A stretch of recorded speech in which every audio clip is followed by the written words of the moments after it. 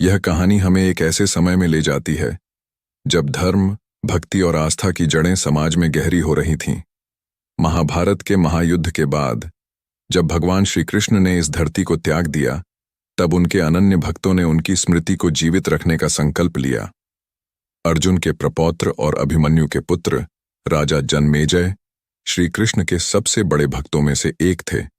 वेद व्यास द्वारा श्री कृष्ण को भगवान विष्णु का अवतार घोषित करने के बाद जनमेजय ने श्री कृष्ण के पहले मंदिर का निर्माण करवाया, जो न केवल उनकी भक्ति का प्रतीक था, बल्कि समाज में धर्म और अध्यात्म के पुनरुत्थान का केंद्र भी बना।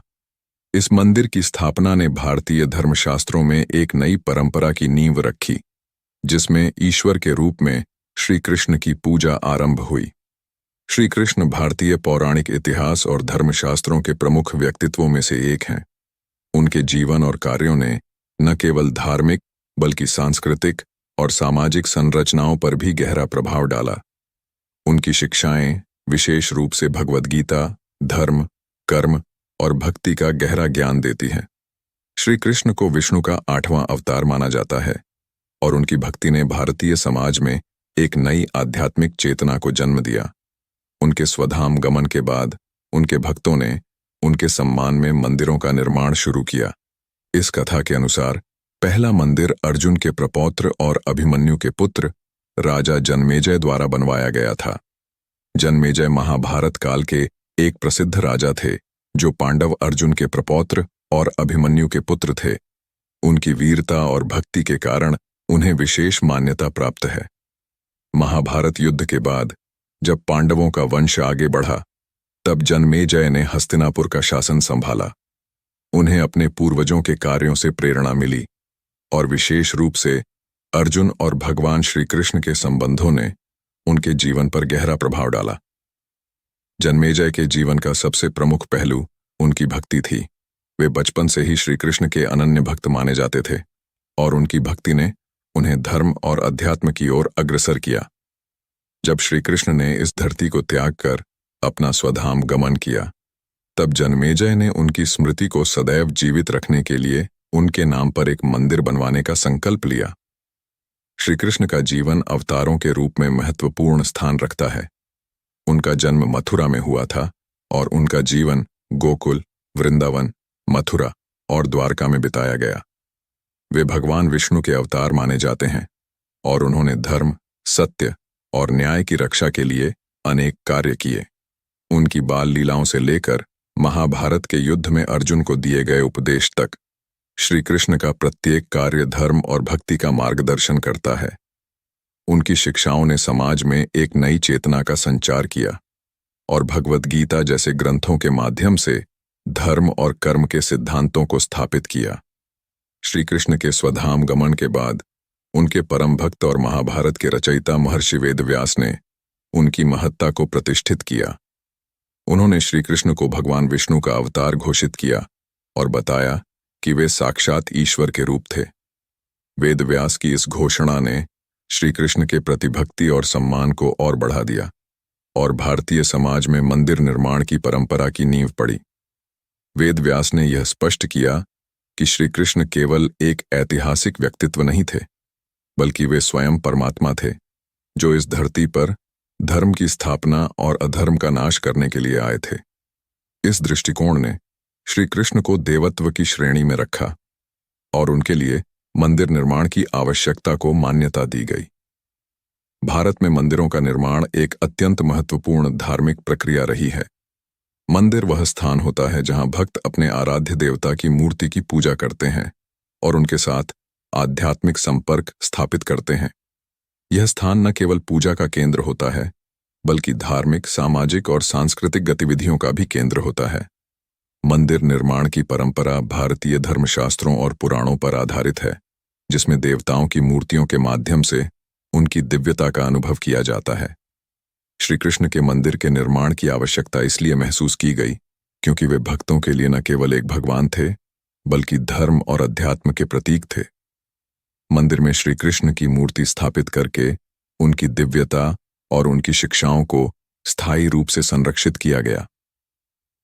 राजा जनमेजय ने श्री कृष्ण के स्वधाम गमन के बाद उनकी स्मृति को सदैव जीवित रखने के लिए एक मंदिर बनाने का निश्चय किया। वे स्वयं श्री कृष्ण के अनन्य भक्त थे और उनके जीवन में श्री कृष्ण की शिक्षा और उपदेशों का गहरा प्रभाव था।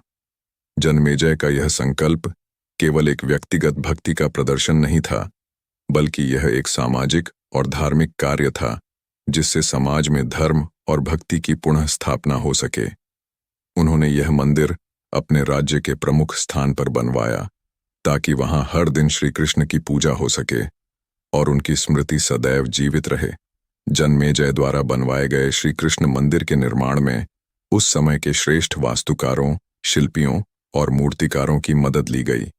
इस मंदिर को भारतीय वास्तुकला के सर्वोत्तम उदाहरण के रूप में देखा जाता है, जिसमें उस समय की धार्मिक और सांस्कृतिक धरोहर का समावेश था।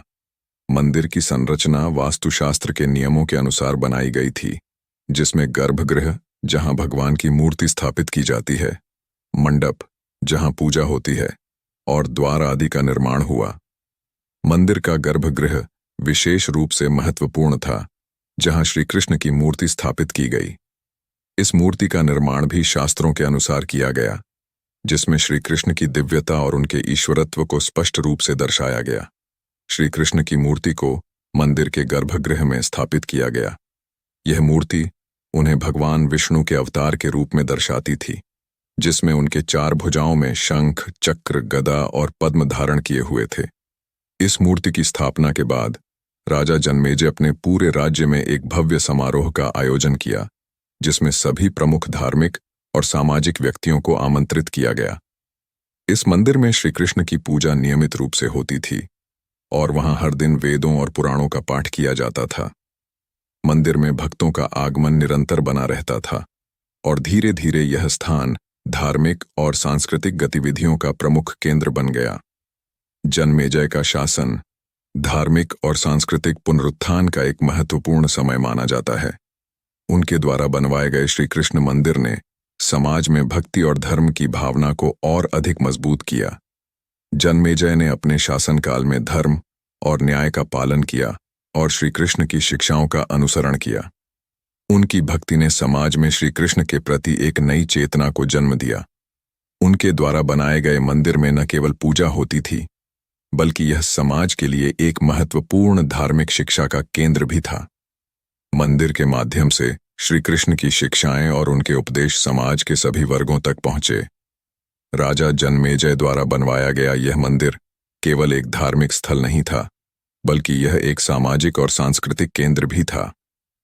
यहाँ पर धार्मिक शिक्षा दी जाती थी और समाज के लोग यहाँ एकत्र होकर धर्म और अध्यात्म पर चर्चा करते थे। मंदिर ने समाज में एकता और सद्भाव को बढ़ावा दिया।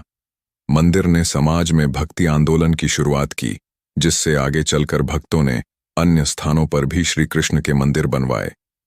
श्री कृष्ण की भक्ति और उनके प्रति श्रद्धा धीरे धीरे पूरे भारत में फैल गई और श्री कृष्ण के प्रति भक्ति की लहर ने समाज में धार्मिक जागरूकता को बढ़ाया। राजा जन्मेजय द्वारा श्री कृष्ण का पहला मंदिर बनवाना एक महत्वपूर्ण धार्मिक और ऐतिहासिक घटना मानी जाती है। यह मंदिर भारतीय धार्मिक परंपराओं में भक्ति और धर्म की भावना को और सुदृढ़ करने का प्रतीक था। इस कथा से यह स्पष्ट होता है कि श्री कृष्ण के प्रति जन्मेजय की अनन्य भक्ति ने उन्हें राजा जन्मेजय द्वारा श्री कृष्ण का पहला मंदिर बनवाना न केवल भक्ति का एक महान उदाहरण था, बल्कि यह धर्म और अध्यात्म की गहन जड़ों को समाज में पुनर्स्थापित करने का माध्यम भी बना। इस मंदिर के निर्माण के बाद श्री कृष्ण की भक्ति की लहर पूरे भारत में फैल गई और आगे चलकर अनेकों मंदिरों का निर्माण हुआ। यह मंदिर सिर्फ ईश्वर की मूर्ति का निवास नहीं था, बल्कि समाज में धर्म, न्याय और अध्यात्म के संदेश को फैलाने का एक केंद्र बना। राजा जन्मेजय की भक्ति ने इतिहास में श्री कृष्ण को एक ऐसे रूप में स्थापित किया जो युगों युगों तक आराध्य बने रहे। जन्मेजय का यह कार्य यह साबित करता है कि जब भक्ति सच्ची होती है तो वह धर्म और सत्य की स्थायी ज्योति बनकर संपूर्ण मानवता के मार्ग को प्रकाशित करती है।